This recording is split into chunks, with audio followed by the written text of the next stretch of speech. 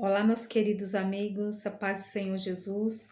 Hoje nós vamos continuar falando sobre Mateus, no capítulo 12, mas hoje nós vamos começar a partir aqui do 9. Nós conversamos no último vídeo sobre a questão do sábado, né? E a palavra de Deus fala que Jesus é o Senhor do sábado. Jesus, ele fez muitos milagres no sábado, ele fez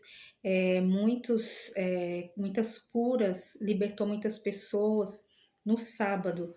E os fariseus perseguiam muito Jesus porque eles guardavam, né, a lei de Moisés, pelo menos de palavras, né? Na verdade, eles não praticavam, eles apenas falavam a lei, mas eles não obedeciam.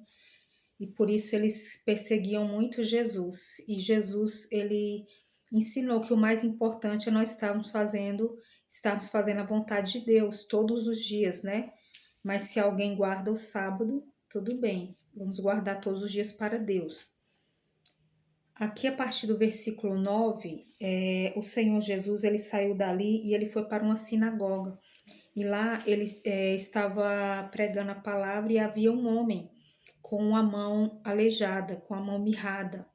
E Jesus estendeu a mão daquele homem e curou, mostrando, né, que ele é autoridade sobre o sábado, que ele faz milagres todos os dias, que ele é Senhor soberano, né? E aqui a partir do 15, Jesus, ele estava lendo a palavra de Deus, quando ele fala assim, ó: quando Jesus soube disso, foi embora dali e muita gente o seguiu. Ele curou todos os que estavam doentes e mandou que não contassem nada a ninguém a respeito dele. Isso aconteceu para se cumprir o que o profeta Isaías tinha dito. Disse Deus: aqui está o meu servo que escolhi, aquele que amo e que me dá muita alegria.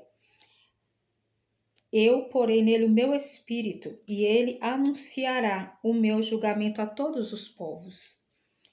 Não discutirá, nem gritará, nem fará discursos nas ruas.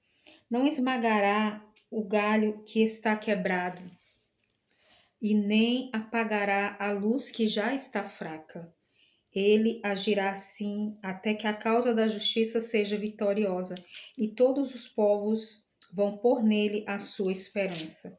Interessante que esse versículo que fala, né, que ele não esmagará o galho que já está quebrado e ele não apagará a luz que já está fraca.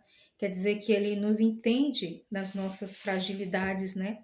Que ele nos ajuda nas nossas fraquezas, que ele não termina de nos derrubar, mas que ele nos estende a mão e nos ajuda, né, a voltarmos para o centro da sua vontade, a voltarmos para o braço do Pai. Aqui também ele continua, a partir do versículo 22, ele fala sobre o poder de Jesus para expulsar demônios. E quando ele estava ali, que ele estava falando, né, com os fariseus disseram que ele expulsava demônios pelo poder de Belzebu. E Jesus falou assim: olha, uma casa dividida ela não prevalece. Como Satanás vai expulsar Satanás? Um reino dividido ele não prevalece. Eu expulso os demônios, ele fala aqui, ó. Aqui no 28, na verdade é pelo poder de Deus que eu expulso demônios, e isso prova que o reino de Deus já chegou até vocês.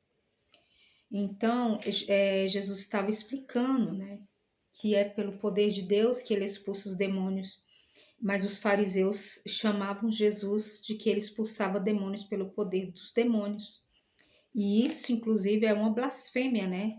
É uma blasfêmia. Deus está fazendo algo e a pessoa está falando que é o diabo. Temos que tomar muito cuidado com isso. Quando nós estamos ouvindo um testemunho, ou quando Deus está usando uma pessoa para louvar, ou para pregar a palavra de Deus, ou para curar um enfermo, e a gente está falando que é o diabo, que aquela igreja é do diabo, que aquele pastor é do diabo, que aquela pessoa é do diabo. Então nós temos que realmente tomar cuidado, porque se é Deus que está fazendo um milagre e nós chamarmos que é o diabo, nós vamos estar blasfemando. Aqui fala também, a partir do 33, a árvore e as suas frutas. Vocês só poderão ter frutas boas se tiverem uma árvore boa. Mas se tiverem uma árvore que não presta, vocês terão frutas que não prestam, porque é pela qualidade das frutas que sabemos se uma árvore é boa ou não presta. Ninhadas de cobras venenosas. Como é que vocês podem dizer coisas boas se são maus? Pois a boca fala daquilo que o coração está cheio. A pessoa boa tira o bem do seu depósito de coisas boas, e a pessoa má tira o mal do seu depósito de coisas más. Eu afirmo a vocês que no dia do juízo cada pessoa vai prestar contas de toda palavra inútil que falou, porque as suas palavras vão servir para julgar se você é inocente ou se você é culpado.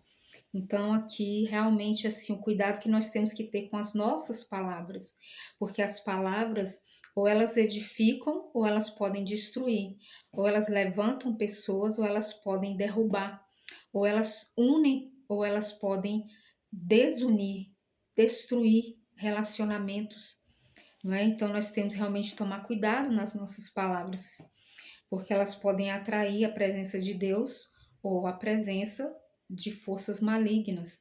Mas Jesus estava falando também sobre os frutos e as árvores, porque é pelos frutos, ou seja, pelas práticas, é pelo comportamento, não é por aquilo que a gente fala.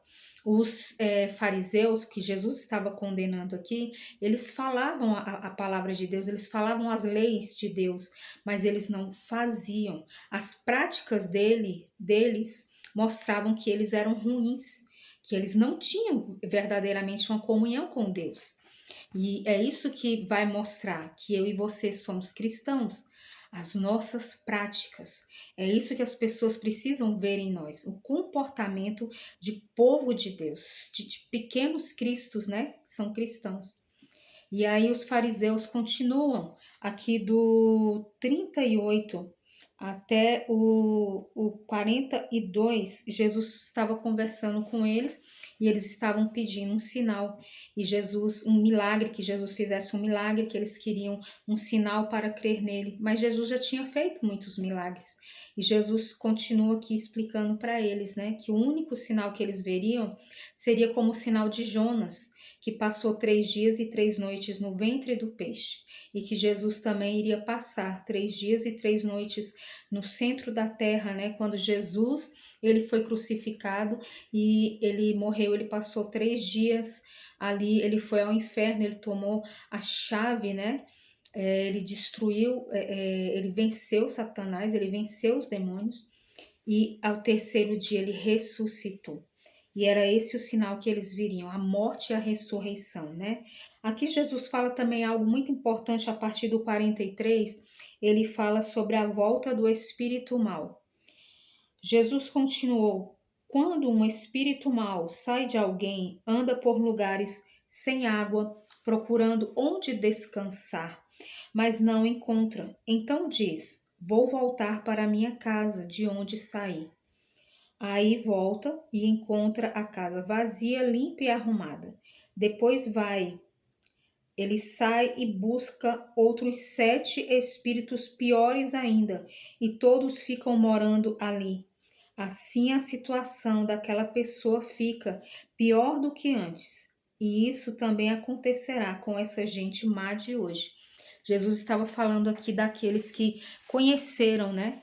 O amor de Deus, conheceram Jesus, que estavam ali, te entregar a sua vida, tinham seus pecados perdoados, foram cheios da presença do Espírito Santo, estavam andando com Deus, e de repente eles abandonam o Senhor e eles olham para trás. E Jesus ele esclarece aqui que vem o espírito maligno que tinha saído volta e encontra a casa limpa e arrumada, e ele vai lá e busca mais 7, e a situação daquela pessoa fica pior. Eu acho que vocês já tiveram essa experiência de conhecer pessoas que eram, né, até pastores. Às vezes a gente encontra na rua, quando estamos evangelizando ali, pessoas em situação de rua, caídos nas drogas, no álcool, pessoas que já foram cristãs, que já serviram a Deus, e infelizmente, quando se afasta Parece que o mal ele vem mais forte, né? O pecado ele vem com a força ainda pior. Então que a gente possa realmente pedir ao Senhor, ajuda-nos a ficar firmes, Senhor, a resistir, não deixar os teus caminhos. Amém? E aqui Jesus ele encerra Mateus 12 falando sobre a mãe e os irmãos de Jesus. E Jesus estava ali e chegaram a sua mãe Maria e os seus irmãos. E eles pedem para falar com Jesus. E como Jesus estava ali pregando e havia uma multidão e ele estava curando, e ele fala: Olha, quem é a minha mãe e quem são os meus irmãos? Então ele apontou para os seus discípulos e disse: Vejam, aqui estão a minha mãe e os meus irmãos. Pois quem faz a vontade do meu Pai que está no céu é o meu irmão, a minha irmã e a minha mãe. Então Jesus aqui ele mostra, né, que aqueles que fazem uma escolha por caminhar com ele, com aqueles que tomam a decisão de servir a Jesus, de andar nos seus caminhos, esses são aqueles que fazem parte da família de Deus. Como é maravilhoso, não é? Nós somos parte da família de Jesus. Então que Deus abençoe você. Deixe o seu like, deixe o seu comentário. Se você não é inscrito, inscreva-se. A paz do Senhor, Deus abençoe você, em nome de Jesus.